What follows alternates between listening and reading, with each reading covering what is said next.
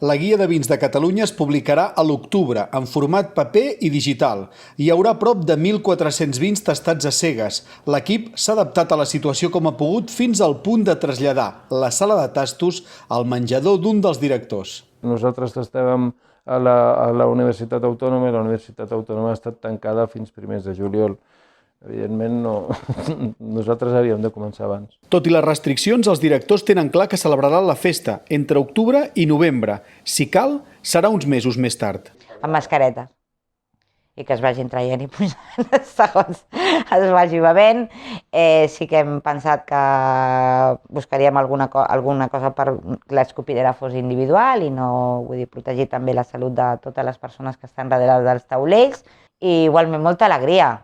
Les restriccions a la mobilitat han obligat a reajustar l'equip. Aquest any, Romina Ribera i Carla Xuriguera han tastat molt poc. Tot i així, defensen que és una edició molt acurada. Per mi la guia és l'eina més important que existeix a Catalunya en aquests moments, i jo crec que per molt de temps, a l'hora de fer un mirall de la realitat vitivinícola del país.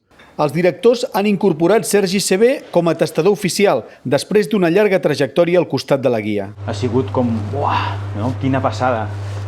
I és que al final Catalunya no està preparada pels seus vins, perquè no ho sabem, perquè quan anem a la botiga encara ens trobem massa Rioja, però no és dolent que t'agradi un Rioja.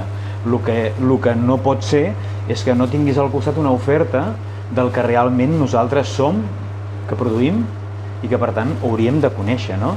Aquest any la guia no serà groga com en les dues edicions anteriors, sinó de color blanc trencat.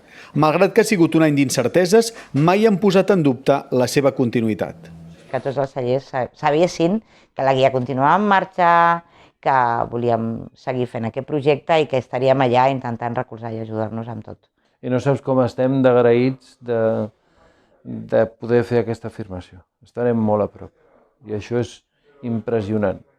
Això ens diu que realment la guia és un petit poder fàctic dintre del vi català. És el vi que parla d'aquest tros de territori català. Aquest concepte, la guia de vins de Catalunya el valora, i el valora tastant. I això no existeix enlloc més. La data de la festa i els premiats es donaran a conèixer en els pròxims dies.